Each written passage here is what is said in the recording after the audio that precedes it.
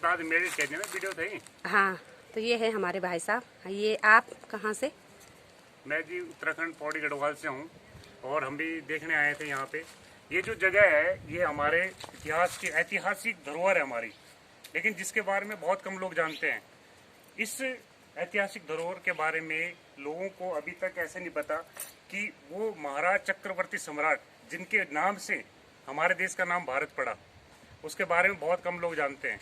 आप इसके आसपास देखोगे तो इस क्षेत्र के बारे में किसी ने ज़्यादा संज्ञान नहीं लिया, जबकि अगर ऐसे ऐतिहासिक धरोहर को अगर देखा जाता, संरक्षण किया जाता तो इसका बहुत महत्व था।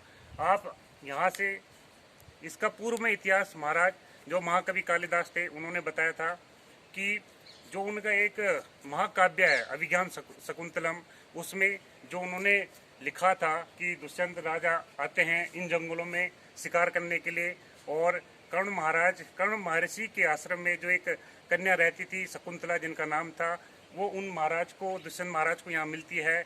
उन दोनों ने जब एक दूसरे को पहली बार इन जंगलों में देखा था, इस नदी का नाम जो मालिनी नदी है, जो अब एक छोटी सी धारा के रूप में हो गई है, ये कभी बहुत बड़ी नदी हुआ करती थी। तो दुष्यंत महाराज जब यहाँ आते हैं और शकुंतला को देखते हैं, उन दोनों के बीच में एक गंधर्व विवाह होता है।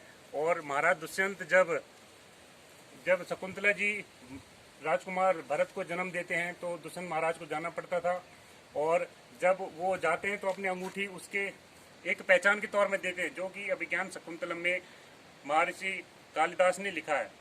तो बाद में ऐसी कहानी बनती है इसमें कि वो जब अपने बच्चे को लेके फिर राजा के पास जाते हैं, उन्हें पहचानते हैं, बहुत बड़ी कहानी है उसमें। और जब वो मिलते हैं तो वो अपना राजपाट उनके नाम कर देते हैं, तो वो एक बहुत बड़े सम्राट बनते हैं। वो महाराज जो भरत थे वो इतने बड़े सम्राट थे कि उन्होंने इस धरती के बहुत बड़े भूभाग को, बहुत बड़े राज्य जीते, बहुत बड़े बड़े राज्यों को अपने अधीन किया, तो एक चक्रवर्ती सम्राट के तौर पे जाने जाते हैं। तो उनके नाम से हमारे इस देश का नाम भारत पड़ा। लेकिन एक सोचने वाली बात है कि ऐसी ऐतिहासिक स्थल के बारे में जहाँ की हमारे देश का एक बीज के तौर पे निकला था, उसके बारे में बहुत कम लोग जानते हैं।